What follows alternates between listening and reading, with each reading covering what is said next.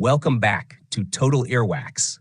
Today, along with the deeply satisfying moments of earwax removal and deep cleaning, we bring you a chilling story soaked in the shadows of the supernatural, the Cambodian talisman. This tale promises to give you both relaxation and shivers down your spine.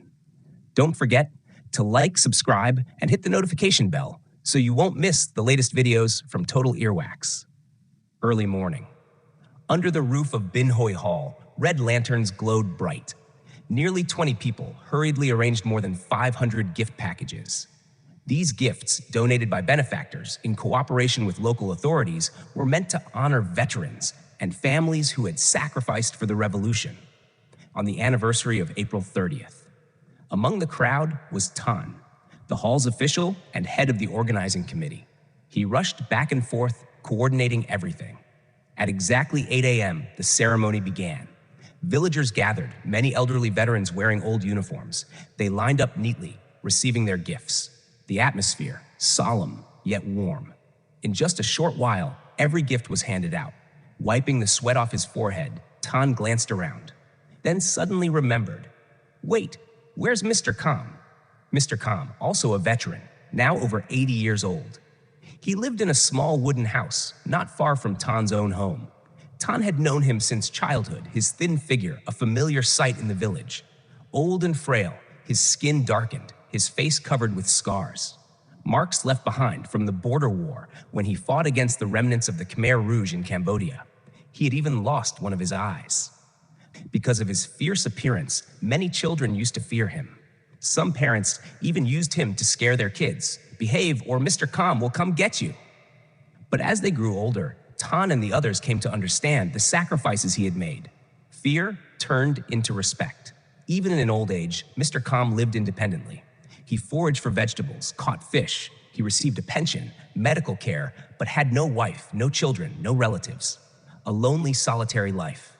Just yesterday, Tan had reminded him about the gifts. The old man nodded, cheerfully promised to come. And yet today, there was no sign of him. Determined, Tan decided he would bring the gift to his house. 10 a.m. He placed the package on his motorbike and drove straight to the wooden house. The door was tightly shut. Tan called out loudly, "Mr. Kam, are you in there?" No reply. The old bicycle, usually parked by the door, was gone too. As Tan stood there uncertain, a familiar figure appeared in the distance. The old man, hunched over, pushing the rickety bicycle back home. "Mr. Kam, I've been calling. Today's gift distribution. Why didn't you come?" The old man smiled gently. "I forgot. It's fine. Let someone else who needs it more have mine. I'm doing all right." In the bicycle's basket, Tan noticed bananas, candies, cigarettes, and bundles of joss paper. Surprised, he asked, "Did you just come back from a funeral?" The old man shook his head. "No, today is the full moon. I bought offerings to burn for my fallen comrades. Behind my house, I built a small altar. I light incense for them." Tan nodded slowly. Indeed, behind the wooden house, there was a simple altar holding relics from the war. Handing the gift to him, Tan said, "Here, no need to go to the hall. I brought it for you. Let me help you tidy up and prepare the incense." Mr. Kam smiled. "That's good, then follow me."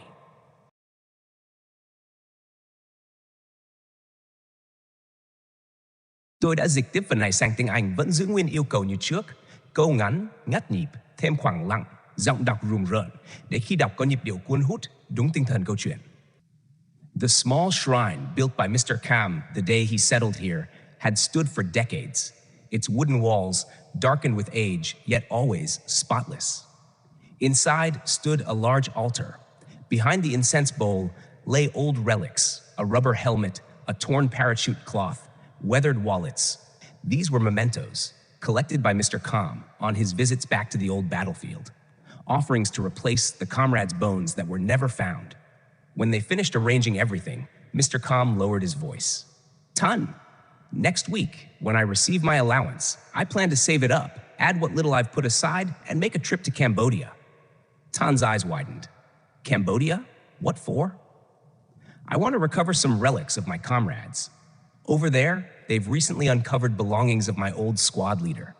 These past nights, he came to me in dreams, asking me to bring them back to worship. Tan froze for a moment. He respected the dead deeply. But dreams? Spirits? Hard to believe.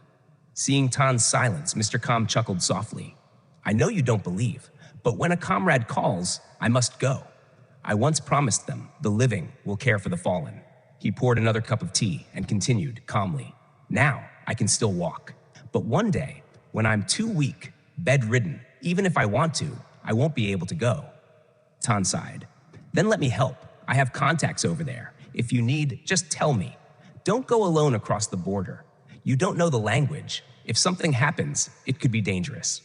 Mr. Kam only smiled and said nothing more. After the incense was lit, Tan excused himself to leave. Just as he stepped out the gate, his phone rang. It was Huang, the girl he was seeing. Tuan, where are you? I went to the committee hall. You weren't there. I stopped by your aunt's place. She said you hadn't come back. I just dropped by Mr. Kam's house. I'm on my way home now. Where are you? I went to leave some fruit for Auntie. I'm heading back now. Got things to do later this afternoon. Tan smiled. Thanks. Next time, don't be so formal. Your house and mine, they're not far apart. When Tan returned home, his mother, Mrs. Duin, was waiting at the gate. She beamed with joy. Hung just brought a whole box of fruit for us. The whole neighborhood is praising her. Such a sweet, gentle girl. I'm so happy. I just hope you two will soon become husband and wife. Tan laughed shyly. Before he could answer, a voice called from beyond the fence. Brother Tuan? Brother Tuan? It was Truk, the neighbor's daughter. Younger than Tan, freshly graduated in social work, now working at the Women's Union of the committee. This morning, I wanted to come help you at the hall, but I suddenly had a fever. Nobody asked about me, did they? I heard from your mother. Don't worry, just rest and get well. With this heat, don't go out too much. It's dangerous. Truk smiled gratefully, greeted them politely, then went back inside. Mrs. Duin watched her leave, nodding in approval. Such a well-mannered girl. Whoever marries her one day will be blessed. Tan only chuckled awkwardly, wheeled his bike into the yard. But in his mind, the conversation with Mr. Kam still lingered. As mother and son prepared lunch, Mrs. Duin slipped out to the garden to check the water pipes. There, she found Mrs. Tu, another neighbor, waiting anxiously. Mrs. Tu looked distressed. Sister Duin, I was hoping you could come with me to see a fortune teller. Mrs. Duin blinked in surprise. A fortune teller? Why suddenly? Mrs. Tu let out a heavy sigh. For several nights, she had been haunted by the same dream.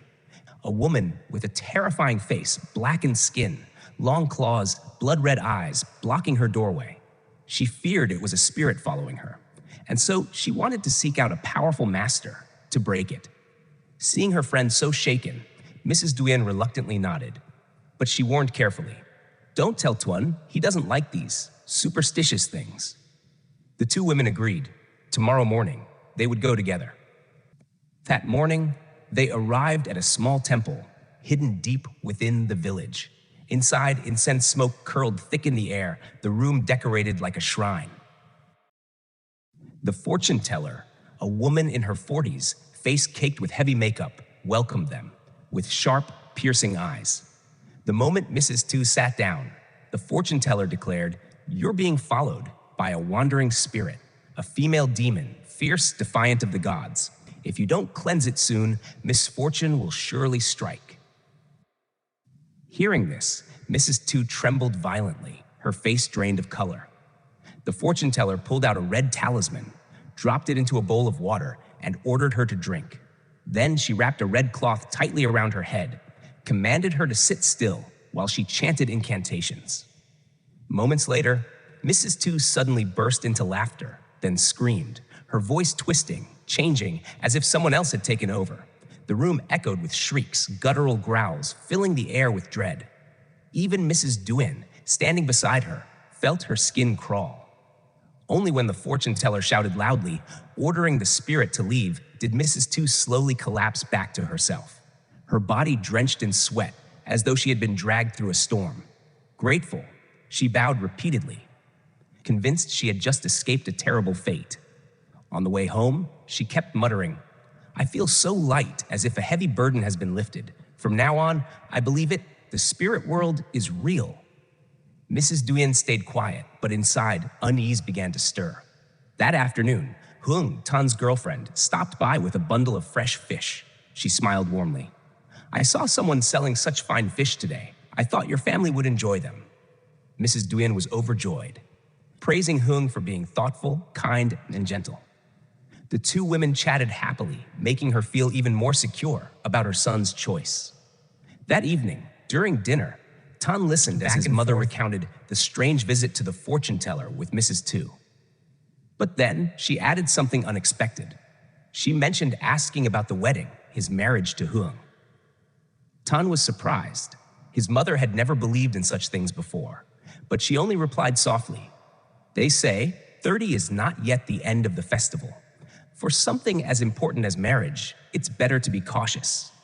And with that, she decided she would ask the fortune teller to carefully choose the date and hour for Tan and Hung's wedding.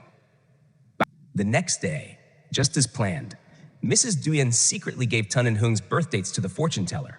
The fortune teller frowned, tapping her fingers on the wooden table, her voice sinking low. These two clash. If they marry in haste, the marriage will be full of strife. Worse, one of them may face calamity, but there is a way to undo it. Mrs. Duyen grew anxious, asking quickly, what way? A ritual, to sever the ties of lingering spirits. Then, a Cambodian charm must be used for protection. Only then will peace last. The moment she heard Cambodian charm, Mrs. Duyen shivered.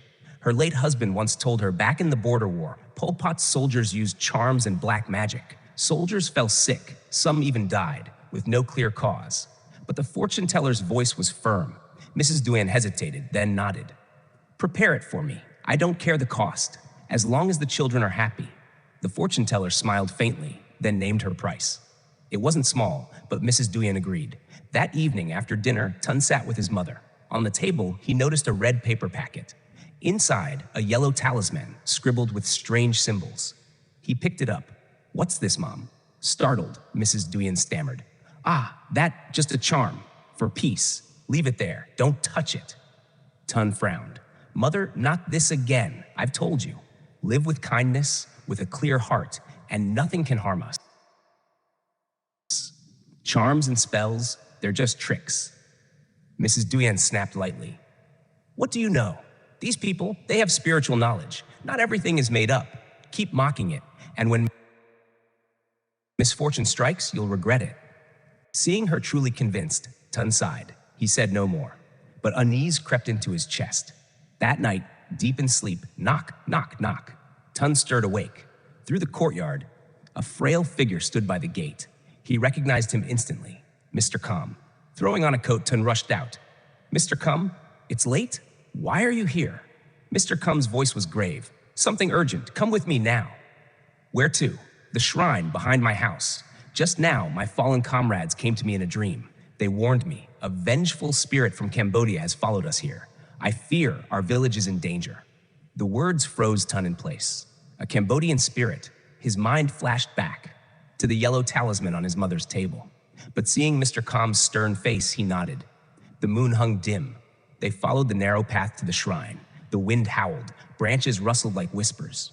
At the shrine, Mr. Kam lit incense, then a small oil lamp. Smoke curled thick. Shadows pressed in. The air grew heavy, suffocating. Mr. Kam whispered, Brothers, if you have something to say, come forth. I will do all I can. The lamp flickered, then snuffed out. A cold gust swept through. Every hair on Tan's body stood up. A whisper brushed his ear. The charm, Cambodian charm, stay away. His heart pounded violently. He turned. His lips chanting rapidly. Sweat poured down his face. Moments later, the lamp flared back to life. Mr. Kam gasped for breath, then spoke. They're right. Our village is doomed by Cambodian black magic. Someone has already brought the charm here. If we don't stop it, many will suffer. Tan's chest tightened. Instantly, his mind flashed to the talisman on his mother's table.